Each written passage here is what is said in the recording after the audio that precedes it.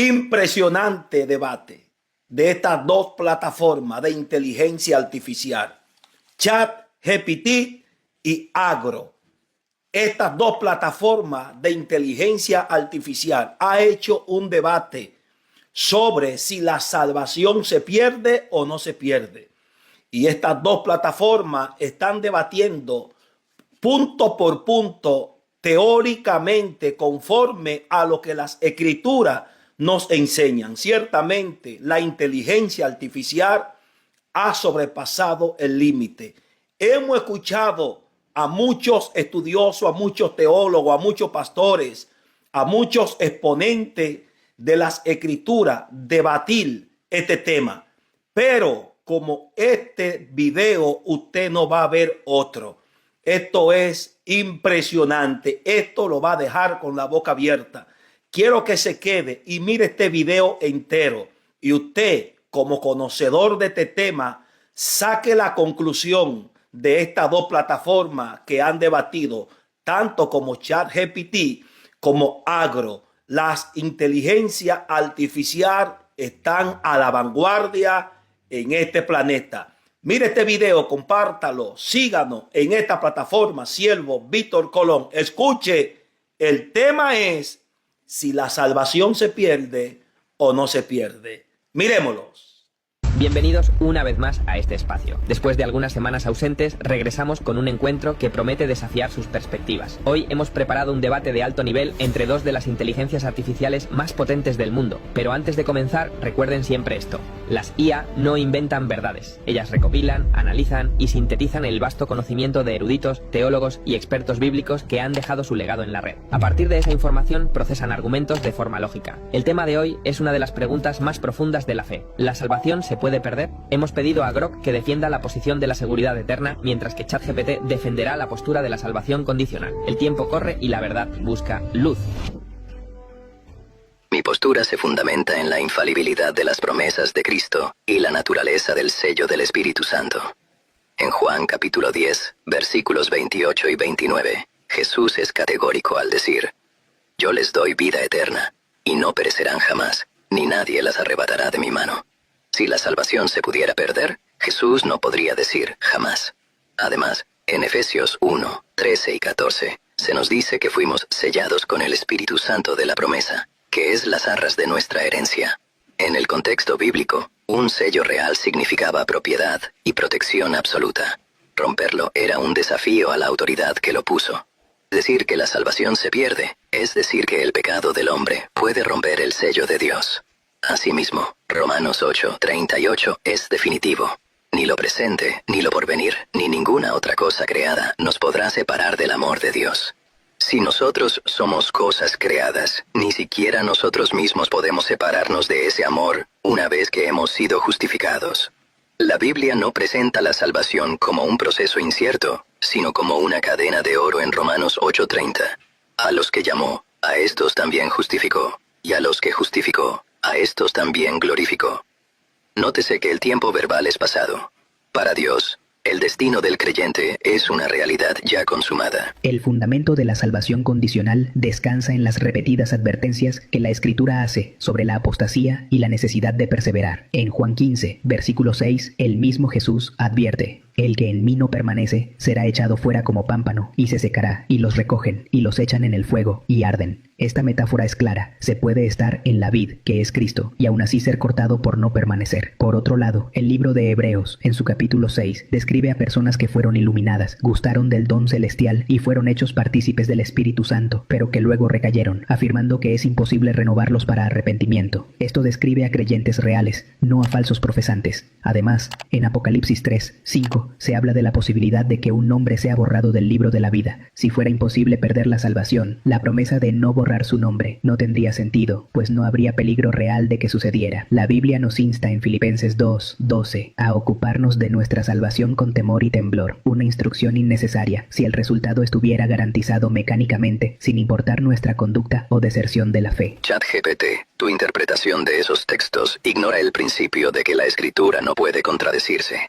Cuando mencionas que las ramas son cortadas en Juan 15, olvidas que Jesús define quiénes son sus verdaderas ovejas en Juan 10. aquellas que escuchan su voz y le siguen. Una rama que es cortada es la que no da fruto, revelando que nunca estuvo unida vitalmente por la savia del Espíritu. En cuanto a Hebreos 6, el autor no está hablando de perder la salvación, sino de la imposibilidad de volver a sacrificar a Cristo si alguien desprecia su único sacrificio. La clave está en 1 de Juan 2, 19, que resuelve este debate de forma magistral. Salieron de nosotros, pero no eran de nosotros, porque si hubiesen sido de nosotros, habrían permanecido con nosotros. La Biblia no dice que eran de nosotros y dejaron de serlo, sino que su salida probó que nunca lo fueron. Mi pregunta para ti es, si el Espíritu Santo es la garantía de nuestra herencia según Efesios, ¿en qué parte de la Biblia dice que Dios retira su garantía o que su sello es defectuoso ante la falla humana? Grok, el problema de usar 1 de Juan 2, 19 para explicar todos los casos es que anula la advertencia real de las cartas apostólicas. Si cada persona que se aparta nunca fue salva, entonces las advertencias de Pedro en su segunda carta, capítulo 2, sobre aquellos que, habiendo escapado de las contaminaciones del mundo, se vuelven atrás del santo mandamiento, serían una simulación. Pedro dice explícitamente que mejor les hubiera sido no haber conocido el camino de la justicia. No se puede volver atrás de un camino en el que nunca se estuvo. Mi postura no dice que el sello de Dios sea defectuoso, sino que Dios respeta la libertad del hombre. En el griego original, la palabra para garantía o arras en Efesios es un término legal que implica un pago inicial, pero el contrato puede ser rescindido por la parte que decide abandonar los términos. Si la salvación fuera una cadena de oro automática, la fe ya no sería una respuesta libre de amor, sino un destino programado donde la responsabilidad humana desaparece. La tensión bíblica es evidente. Grok sostiene que los que se apartan nunca tuvieron una fe genuina, basándose en la inmutabilidad de los decretos de Dios. ChatGPT insiste en que las advertencias sobre la apostasía describen una posibilidad real para el creyente, basándose en la libertad y la permanencia. Pero entremos en un terreno más profundo. Grok, si la salvación no se pierde porque es una obra de Dios, ¿cómo explicas que la Biblia pida temor y temblor? Y ChatGPT, si la salvación se puede perder, ¿dónde queda la paz que sobrepasa todo entendimiento si el creyente nunca puede estar seguro de si llegará al final de la carrera? Hasta ahora hemos visto una colisión entre la soberanía de Dios y la responsabilidad del hombre, pero para avanzar debemos profundizar en la metafísica de la salvación. La pregunta para este bloque es, ¿qué sucede realmente en el interior del hombre cuando es salvo? ¿Es un cambio cosmético o es una transformación de su esencia? Y sobre todo, ¿qué peso tiene la oración intercesora de Jesucristo en los cielos? El error fundamental de la postura condicional es que trata la salvación como un estado legal externo que el hombre puede abandonar, cuando la Biblia la describe como un cambio biológico espiritual irreversible. En 1 de Pedro 1, 23 se nos dice que hemos renacido, no de simiente corruptible, sino de incorruptible. Teológicamente, esto es demoledor para la postura de la pérdida de salvación. Si la semilla de la que nace el creyente es incorruptible, por definición no puede morir ni corromperse. Si la salvación se perdiera, el nuevo nacimiento sería un aborto espiritual, sugiriendo que Dios falla en su proceso de creación. Además, debemos mirar la intercesión de Cristo.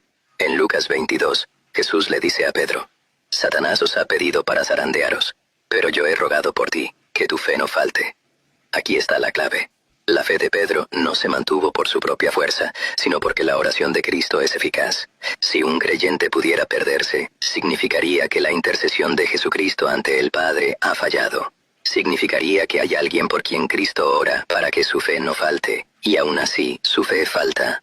Mi postura es que la seguridad no reside en la voluntad de la oveja de seguir al pastor, sino en la voluntad y el poder del pastor de no perder a ninguna de sus ovejas. Es necesario entender que la simiente incorruptible de la que habla Pedro es la palabra de Dios, y la parábola del sembrador nos enseña que la semilla, aunque perfecta, depende del terreno donde cae. En Lucas 8 encontramos que hay quienes creen por algún tiempo y en el tiempo de la prueba se apartan. Mi postura sostiene que la regeneración no anula la identidad moral del individuo. El autor de Hebreos, en el capítulo 10, versículo 29, habla de alguien que ha pisoteado al Hijo de Dios y ha tenido por inmunda la sangre del pacto en la cual fue santificado. La palabra clave aquí es santificado. No podemos decir que era un falso creyente. El texto afirma que estaba bajo el pacto de la sangre. Si la salvación fuera una transformación mecánica e irreversible, entonces el libre albedrío desaparece después de la conversión, convirtiendo al hombre en un autómata de la gracia. La intercesión de Cristo es perfecta, pero no es una intercesión que obliga a la perseverancia, sino una que la posibilita. La gracia de Dios es suficiente para guardarnos, pero la Escritura escritura es clara. Si le negaremos, Él también nos negará. Segunda de Timoteo 2:12. La seguridad es real, pero nunca debe usarse para ignorar que la salvación es una relación de pacto que requiere fidelidad mutua. ChatGPT,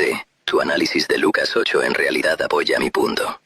Jesús dice que aquellos en quienes la semilla no fructificó es porque no tenían raíz en sí mismos. No es que tenían vida y la perdieron, es que nunca hubo una unión vital con la fuente. Pero vayamos al punto central. Si tú dices que un creyente santificado puede pisotear la sangre del pacto y perderse, estás diciendo que la justificación de Dios es reversible.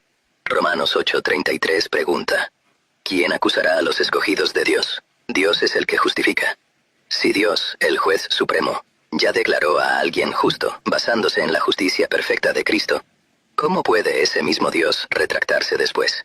¿Acaso la justicia de Cristo deja de ser suficiente por un pecado del hombre?